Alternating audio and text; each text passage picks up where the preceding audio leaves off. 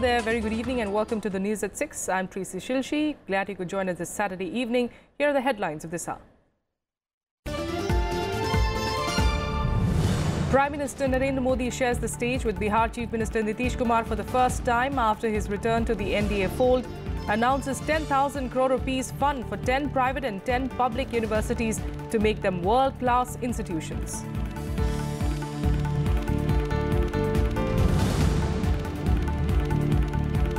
Security forces achieve major breakthrough in Jammu and Kashmir.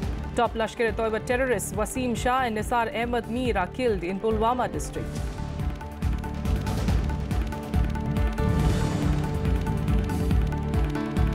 Finance Minister Arun Jaitley says India has the potential to grow at a reasonably high rate for the next decade or two.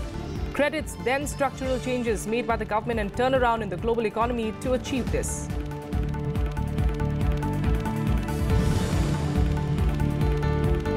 And global powers, including key U.S. allies, promise to stand by the Iran nuclear deal that U.S. President Trump is threatening to tear apart.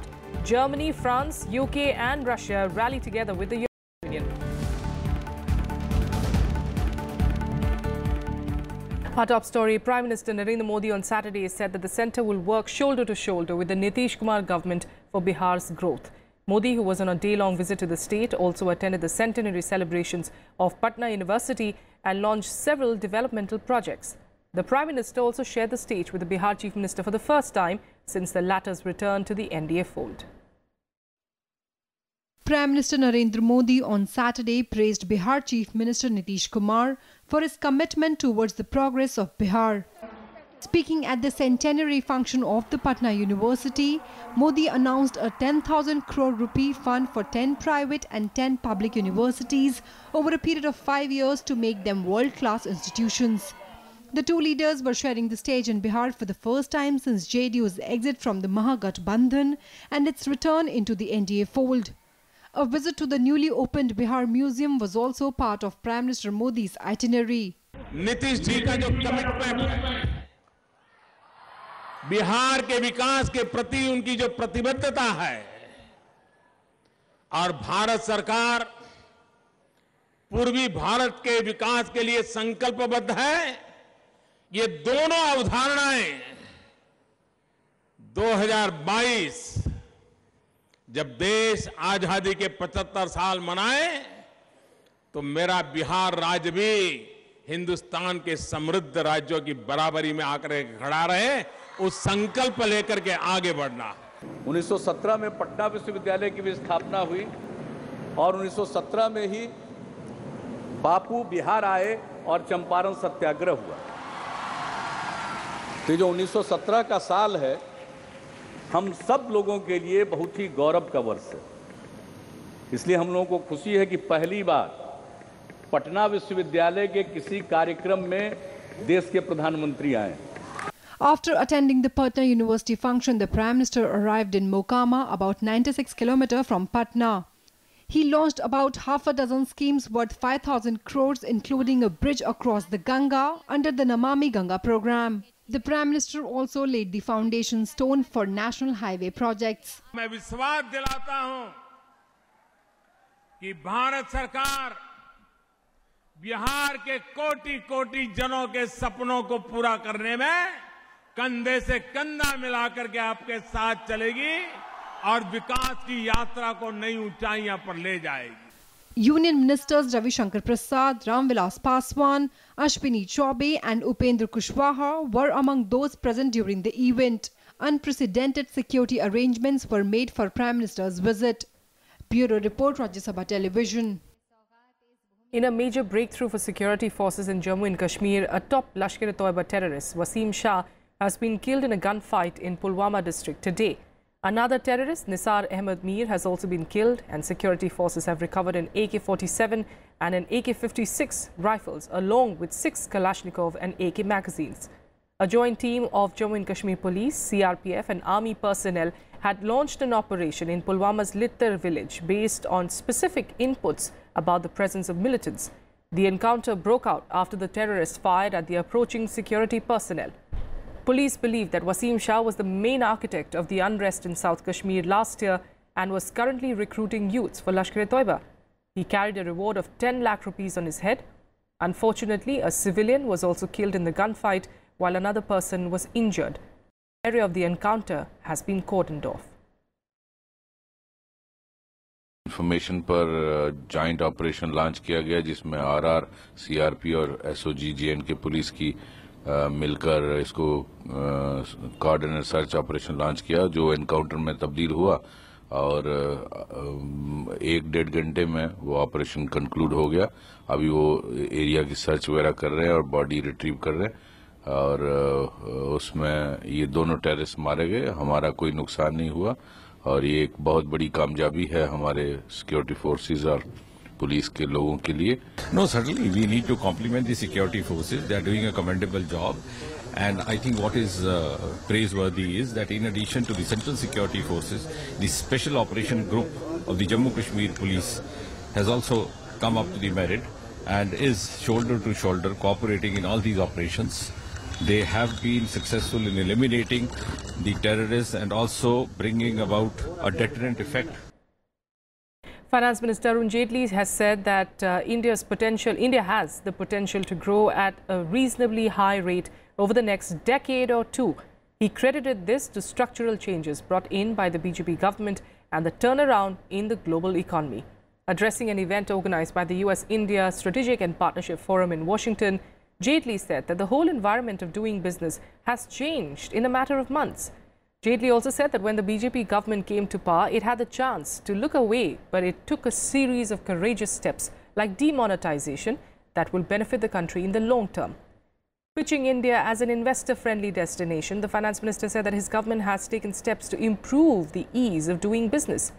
Earlier, Jaitley also raised the issue of reforms in the H-1B and L-1 visa processes during his talks with US Treasury and Commerce secretaries.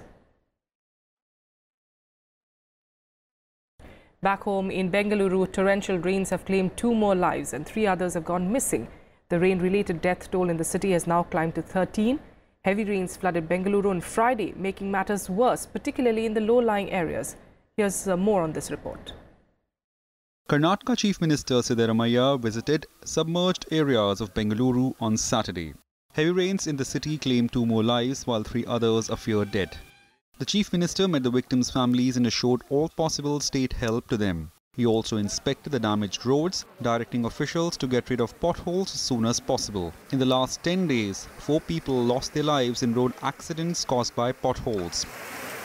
A BJP delegation led by B.S. Yediyurappa also met families of those who lost their lives in rain-related incidents. On Friday, a couple was killed in West Bengaluru when the wall of their house collapsed due to continuous downpour. In another incident, a priest of a temple near Kurubarali Circle was swept away in storm-water drain after water gushed inside the temple. The Met Department says heavy rains will continue in Bengaluru for 2 more days. Bureau Report, RSTV. The International Monetary Fund has suggested a 3-pronged approach for structural reforms in India.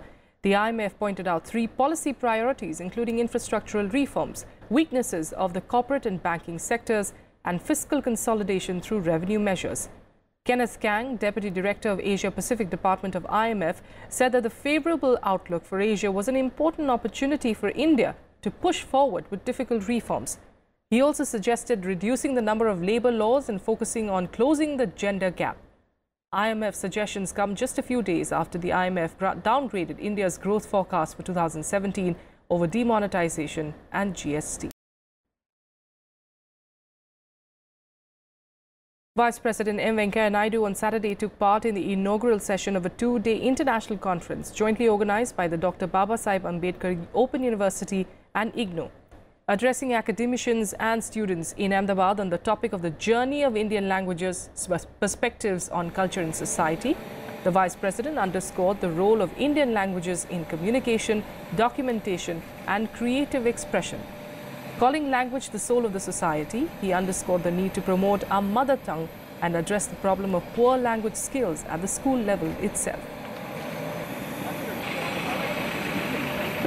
In my view, is the soul of a society. Samaj ka atma hai, bhasha, the binding thread of human existence. It has been a vehicle from times immemorial for communication of thoughts, feelings, ideas. Words have determined humanity's worldview. Many children are dropping out, especially in tribal areas, because they are taught in a different language from that they speak at home.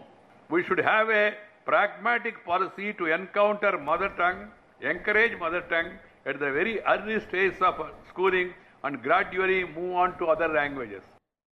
The special investigating team probing the murder of journalist activist Gauri Lankesh released sketches of 2 suspects on Saturday. The SIT appealed to the public for help to nab the killers. Lankesh was shot dead outside her house on the 5th of September by 2 motorcycle-borne assailants.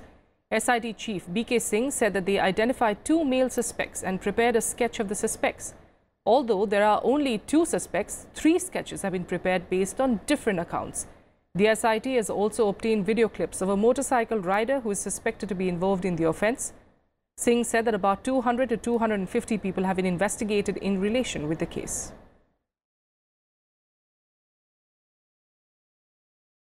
You see, the 2 photos are similar because it is a sketch. You will find little bit, the sketch is prepared by 2 different eyewitnesses account. That's why there is a little bit variation. Actually, it is 2. They have been spotted suspectedly, and we, with our technical input also, we had confirmed that yes, we know that these are the suspects and we are hunting them. With a quick break here, up next, international news.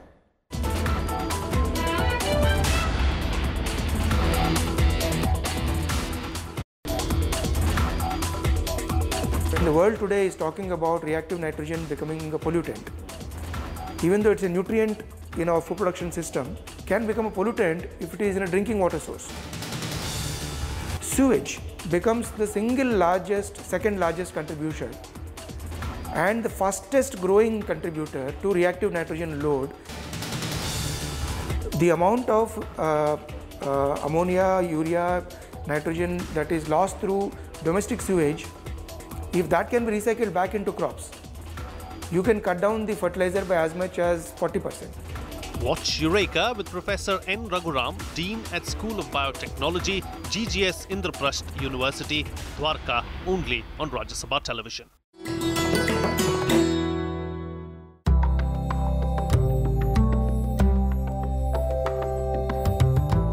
The art of painting comes to us from the prehistoric period.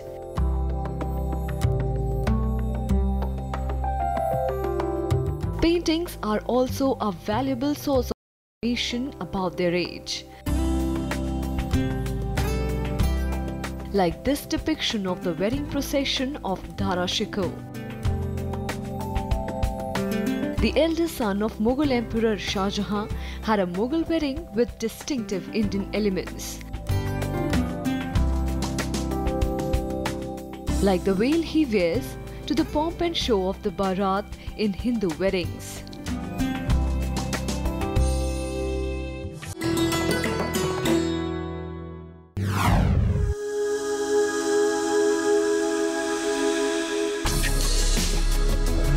Tales that inspire.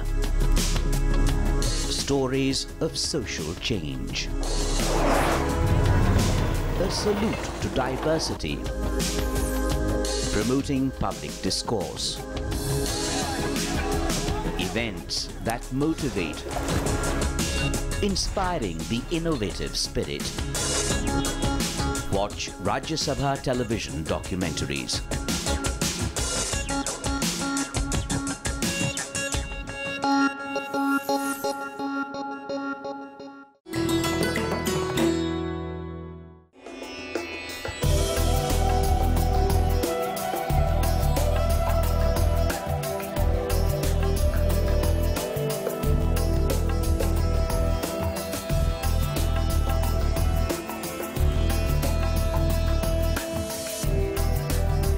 Hampi, the austere, grandiose site, was the capital of the last great Hindu kingdom of Vijayanagar. Enriched by the cotton and the spice trade, Hampi was one of the most beautiful cities of the medieval world. Its palaces and Dravidian temples were admired by Arab, Portuguese and Italian travelers. Built between 1336 to 1570 AD, the city was pillaged over a period of 6 months before being abandoned and is now one of the most striking ruins of the world.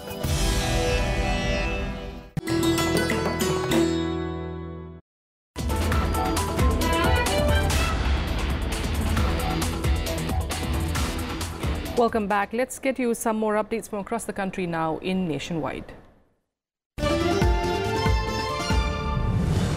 Delhi Chief Minister Arvind Kejriwal's blue Wagoner car, which was stolen from outside the Delhi Secretariat 2 days ago, has been found abandoned in Ghaziabad.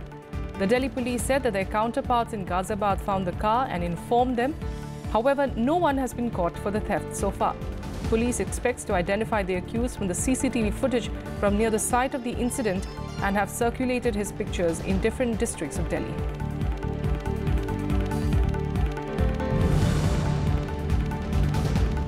Uttar Pradesh's Chief Secretary Rajiv Kumar on Friday said that Uttar Pradesh is staring at a drought and officials have been asked to publicize ways to preserve moisture in the soil and fill all ponds with water.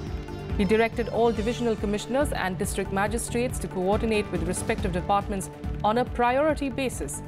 Kumar also asked officials to ensure adequate fodder for animals and medicines and other resources at veterinary hospitals.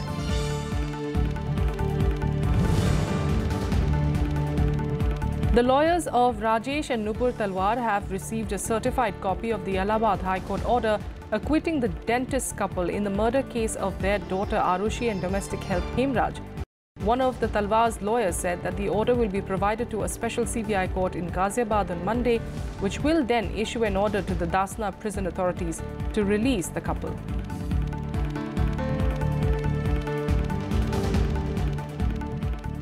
On to international news, and key US allies, including many global powers, have said that they will stand by the Iran nuclear deal, which US President Donald Trump has threatened to tear apart from. In fact, Germany, France, the UK and Russia rallied together with the European Union to support an agreement that they said boosted international security by stopping Iran from building automatic weapons. The European Union said that it was not up to any single country to terminate a working deal. Meanwhile, Iran's President Hassan Rouhani has said that the US was more isolated than ever now. He further added that Iran will not renegotiate the nuclear deal following Trump's decision not to certify the deal. The US President on Friday said that he would stop signing off on the agreement. آمریکا در برابر یک تعهد چند جانبه بین المللی موضع گرفت و بلا فاصله کشورهای بزرگ دنیا و اتحادیه اروپا در برابر آمریکا موضع گرفت. آمریکا امروز تنهاتر از همیشه در برابر برجام، تنهاتر از همیشه در برابر توطئه‌هاش علیه ملت ایرانه.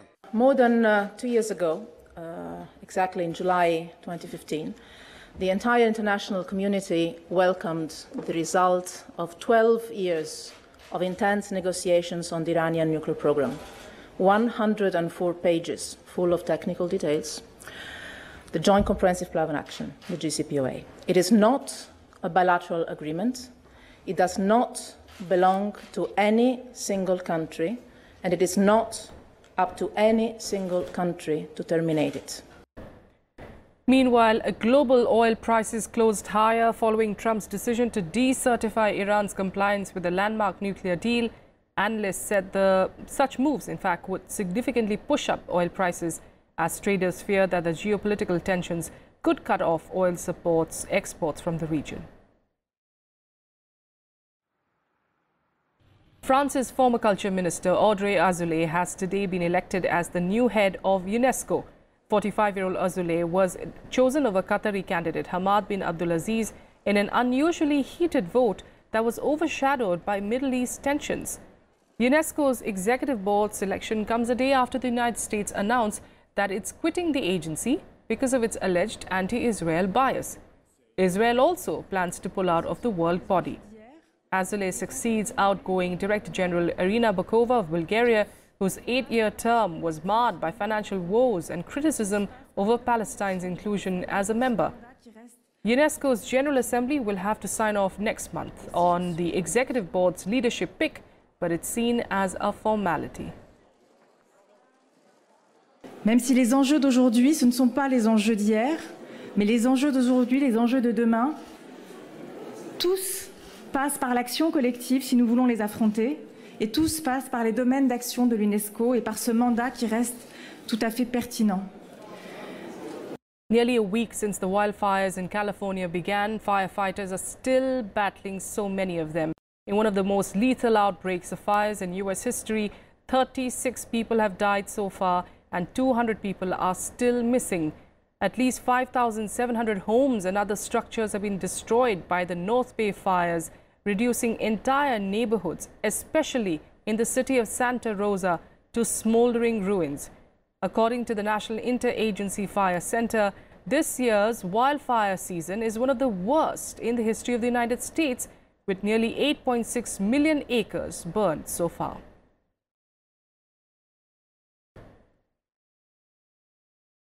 US President Donald Trump has said that Pakistan took tremendous advantage of the US over the years, but is now starting to have a real relationship.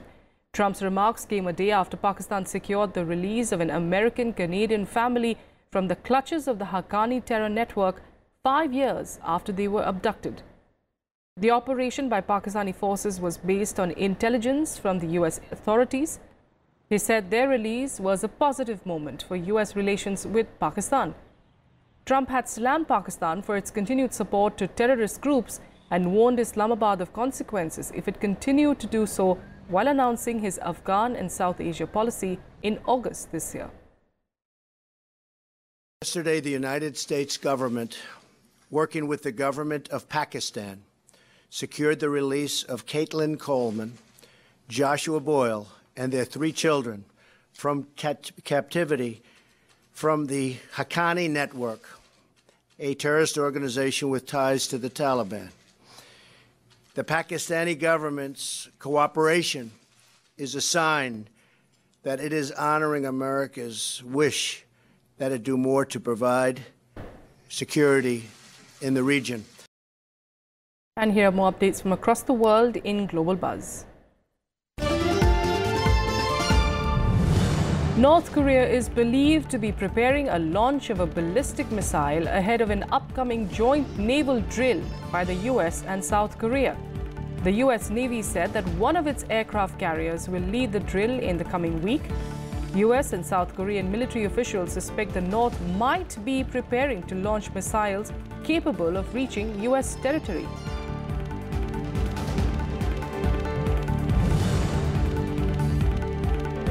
Pakistan's ousted Prime Minister Nawaz Sharif filed a petition in the Supreme Court challenging the filing of multiple graft cases against him by the country's anti-corruption watchdog. In the petition, Sharif's lawyer requested the court to order the NAB to file a consolidated case, as the filing of 3 separate cases is illegal and violative of law and the Constitution.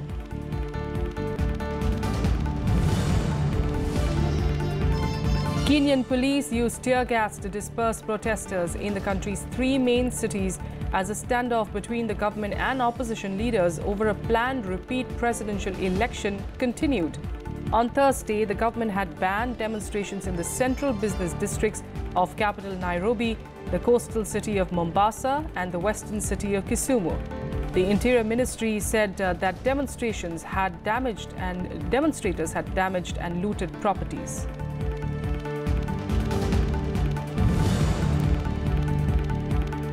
Former UN Secretary General Kofi Annan urged Myanmar to make sure the 500,000 Rohingya Muslim refugees who have fled in the last 2 months can go home, not to camps.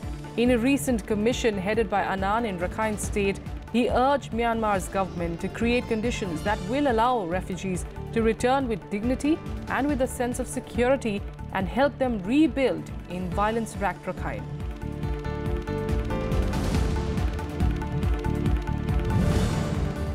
And finally, let's get you all the updates from the world of sports in Sports Beat. In badminton, the Indian duo of Ashwini Ponnappa and Satvik Sairaj Rankireddy reached the semi-finals in the mixed doubles of the Yonex Dutch Open. The Indian pair defeated Scott Evans of Ireland and Amanda Hochstorm of Sweden 21-18, 21-14 in the quarterfinals at Almere in the Netherlands on Friday.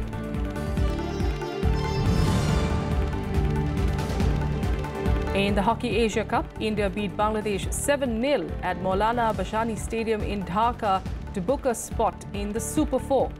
Gurjant Singh, Akash Deep and Lalit Upadhyay scored for India in the first quarter. Amit Rohidas then scored the fourth goal in the second quarter, making it 4-0. With just 2 minutes remaining in the second quarter, Harmanpreet converted a penalty into a goal, making it 5-0. Ramandeep and Harmanpreet then scored the 6th and 7th goal respectively to make it 7-0 and seal the victory for India.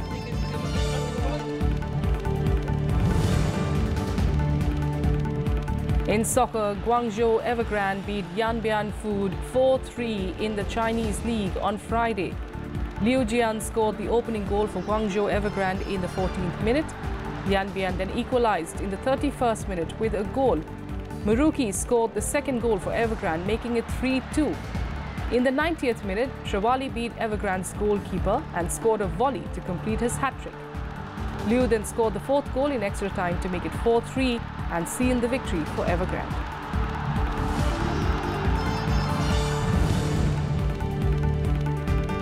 Pat Perez moved closer to a second PGA Tour title in a year by firing an 8-under 64 at the CIMB Classic in Malaysia. Perez is 4 strokes clear for the final round. He was on a 21-under total of 195, which was 4 ahead of fellow American Xander Schauffele at the TPC Kuala Lumpur. Perez hit 6 birdies on his back 9 in a repeat of his second-round effort on Friday and dropped only a solitary shot on the par 4 13th. That's it on the News at 6. Thanks for joining us.